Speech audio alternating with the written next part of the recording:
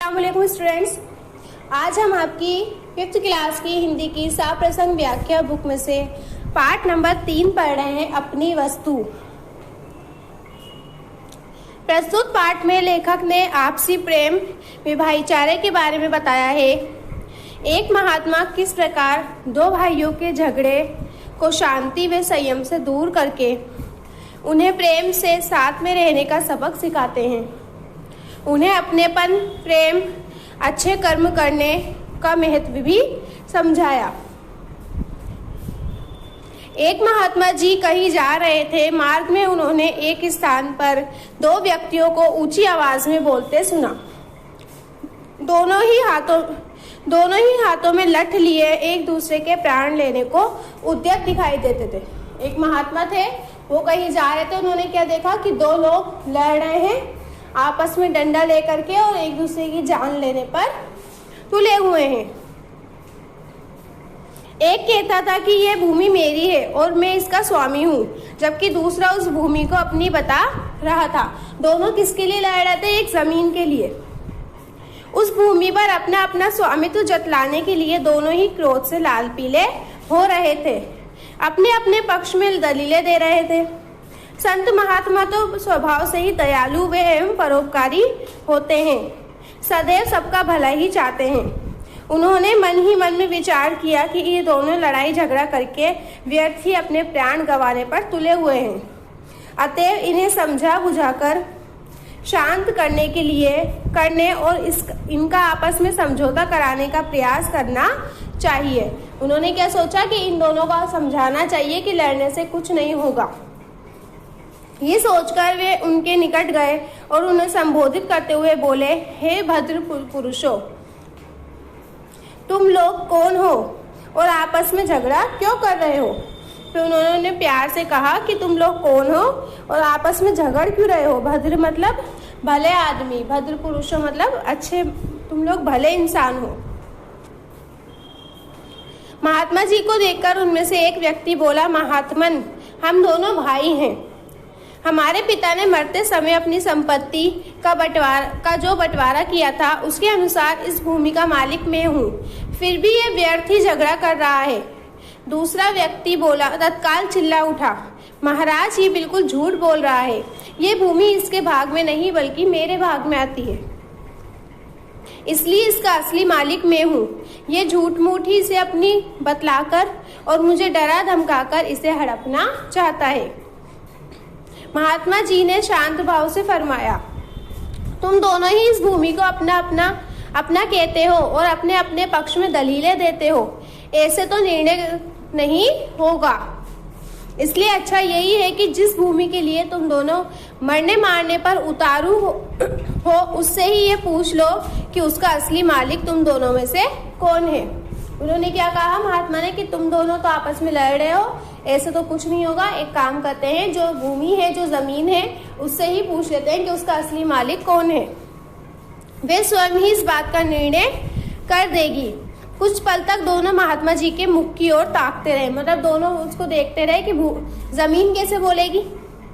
फिर बोले, किंतु ये कैसे संभव है? भूमि भी कभी बोलती है। महात्मा जी ने उत्तर दिया, हाँ वे अवश्य बोलती है, परंतु उसकी आवाज तुम लोग नहीं सुन सकते, हम सुन सकते हैं। किंतु ये बताओ कि भूमि जो भी निर्णय देगी क्या वे तुम दोनों को मान्य होगा? महात्मा जी ने क्या कहा कि भूमि बोलती है लेकिन उसकी आवाज तुम नहीं सुनोगे, सिर्फ मैं सुन सकता हूँ। लेकिन मैं तुमसे ये पूछना चाहता हूँ कि वो जो भी फैसला लेगी क्या वो तुम मानोगे? दोनों भाई इस बात पर राजी हो गए। तब महात्मा जी बोले, मुझे बहुत जोरों की भूख लग रही है, पहले मुझे भोजन कराओ।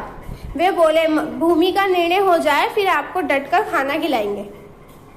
महात्मा जी ने कहा, भूमि का निर्णय तो हो ही जाएगा, वे कहीं भागे थोड़ी जा रही है। पहले भोजन हो जाए ताकि मन मस्तिष्क को कुछ ठिकाने आए। इसलिए तुम दोनों अपने घर से भोजन ले आओ, तब तक हम यहीं बैठे हैं। यह कहकर महात्मा जी एक पेड़ की छाया में बैठ गए। दोनों भाई घर गए और अपने अपने घर से भोजन बनवा कर ले आए। महात्मा जी ने उन दोनों को बैठ जाने को कहा। तत्पश्चात उन्होंने भोजन के 3 भाग किए और दोनों भाइयों को भोजन करने का आदेश देकर स्वयं भी भोजन करने लगे। क्या करा उन्होंने कि भोजन के 3 हिस्से करे और तीनों बैठ करके खाना खाने लगे। इस प्रकार ऊपर की सब बातचीत तथा भोजनादि में लगभग 2 घंटे लग गए। क्या हुआ, ये सब बातें होती रही, खाना खाते रहे, इसमें कितना टाइम बीत गया, 2 घंटे हो गए। महात्मा जी की इस समस्त कार्यवाही का उद्देश्य केवल ये था कि दोनों का क्रोध कुछ कम हो जाए। वो सिर्फ क्या चाहते थे कि दोनों का जो गुस्सा है थोड़ा सा ठंडा हो जाए। तो उन्होंने थोड़ा उसके लिए वक्त मांगा, और वक्त उन्होंने कैसे मांगा, दोनों को बिठा करके खाना खिलाने लग गए ताकि उन्हें समझाया बुझाया जा सके। और हुआ भी यही। वे दोनों जब भोजन से निवृत्त हुए, मतलब निपटे, तो काफी शांत थे। उन्होंने महात्मा जी के चरणों में विनती की, महाराज ये भूमि तो कुछ बोलेगी नहीं, इसलिए आप ही हमारा निर्णय कर दीजिए। महात्मा जी ने कहा, इस भूमि से पूछकर इसका निर्णय करते हैं। ये कहकर उन्होंने अपना कान भूमि के साथ लगाया, मानो कुछ सुनने का प्रयत्न कर रहे हो। कुछ देर तक तो वे भूमि के साथ कान लगाए रहे, फिर सीधे बैठे गए और गंभीर वाणी में बोले, ये भूमि तो कुछ और ही कह रही है। दोनों भाई बोले, महाराज भूमि क्या कह रही है? महात्मा जी ने कहा, ये भूमि कहती है कि ये दोनों व्यर्थ ही मेरे ऊपर अधिकार जमाने के लिए झगड़ा कर रहे हैं, क्योंकि मैं इन दोनों में से किसी की भी नहीं हूँ। हाँ, ये दोनों अवश्य मेरे हैं। मैं इनकी कई पीढ़ियों को पाला है और जाते हुए भी देखा है। महात्मा जी की बात सुनकर दोनों भाई बड़े लज्जित हुए और महात्मा जी के चरणों में गिर पड़े। महात्मा जी ने लोहा गर्म देखकर चोट की और उन्हें समझाते हुए कहा, तनिक विचार करो कि जिस भूमि के लिए तुम लोग आपस में झगड़ा कर रहे हो, क्या वे आज तक किसी की बनी है जो तुम लोगों की बन जाएगी? मतलब वो उस जमीन के लिए झगड़ा कर रहे थे, जो जमीन तो वहीं की वहीं रहेगी, इंसान चला जाएगा।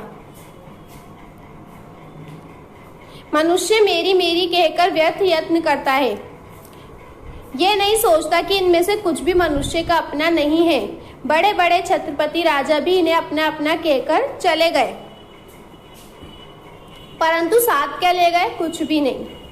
वे जैसे खाली हाथ संसार में आए, वैसे ही खाली हाथ इस संसार से चले गए।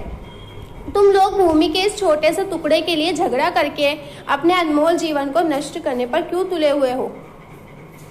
ये भूमि ना तुम्हारी है और ना तुम्हारी बनेगी। भूमि की ही क्या, संसार के जितने भी पदार्थ हैं, धन संपत्ति है, मकान आदि हैं, इनमें से कुछ भी तुम्हारा नहीं है। तुम्हारी अपनी वस्तु तो केवल भजन भक्ति और तुम्हारे अच्छे कर्म है, जो लोक परलोक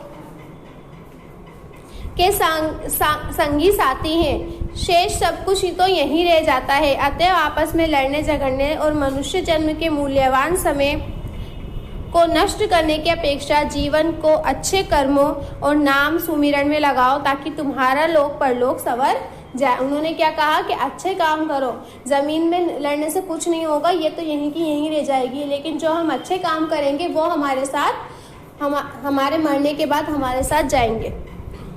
दोनों ने महात्मा जी के चरणों में गिरकर अपनी भूल के लिए क्षमा मांगी।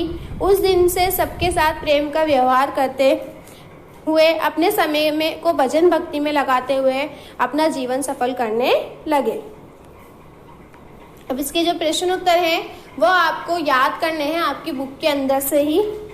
लड़ाई झगड़ा कौन कर रहे थे? 2 भाई लड़ाई झगड़ा कर रहे थे। दोनों भाई किसके लिए झगड़ा कर रहे थे? दोनों भाई जमीन के स्वामित्व के लिए झगड़ रहे थे। दोनों भाइयों को किसने समझाया? दोनों भाइयों को एक महात्मा जी ने समझाया। सही उत्तर का क्रमांक कोष्टक में लिखे। दोनों भाई क्या कर रहे थे? क्या कर रहे थे? लड़ाई झगड़ा। महात्मा जी के लिए दोनों भाई क्या लाए? भोजन। फिर है प्रश्न नंबर 2, महात्मा जी ने झगड़ा रोकने के लिए दोनों भाइयों को क्या राय दी? महात्मा जी ने उनसे कहा कि जिस भूमि के लिए तुम मरने मारने पर उतारू हो, उससे ही पूछ लिया जाए कि उसका असली मालिक कौन है। भोजन बनवाकर मंगवाने के पीछे महात्मा जी का क्या उद्देश्य था? इसके पीछे महात्मा जी का उद्देश्य यह था कि दोनों का क्रोध कुछ कम हो जाए ताकि उन्हें समझाया बुझाया जा सके। महात्मा जी के अनुसार धरती ने क्या कहा? महात्मा जी के अनुसार धरती ने कहा कि दोनों बेकार में मेरे ऊपर अधिकार जमाने के लिए झगड़ रहे हैं, क्योंकि मैं इन दोनों में से किसी की नहीं हूँ। हाँ, ये दोनों में अवश्य मेरे हैं। दोनों भाई लज्जित क्यों हुए? जब महात्मा जी ने यह कहा कि ये धरती तुम दोनों की नहीं है, तुम दोनों जरूर इसके हो, इसने तुम्हारी कई पीढ़ियों को पाला है, ये सुनकर दोनों भाई लज्जित हुए।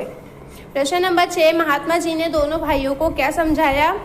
उत्तर, महात्मा जी ने उन्हें समझाया कि जिस भूमि के लिए तुम लड़ रहे हो, क्या वे आज तक किसी की हुई है? बड़े बड़े राजा भी इसे अपना कहकर संसार से खाली हाथ चले गए।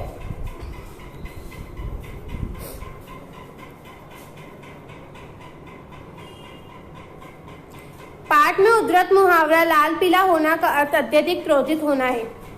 वाक्य प्रयोग, दोनों भाई धरती के स्वामित्व के लिए लाल पीले हो रहे थे। इसी प्रकार आप भी नीचे लिखे मुहावरों का वाक्य में प्रयोग करें। 9-2-11 होना, भाग जाना। वाक्य प्रयोग, गुरुजी को देख बच्चे मैदान से 9-2-11 हो गए। पसीना पसीना होना, घबरा जाना। वाक्य प्रयोग, पुलिस को देखकर लुटेरे पसीना पसीना हो गए। किसने किससे कहा? भाई ने भाई से, ये भूमि मेरी है, मैं इसका स्वामित्व हूँ।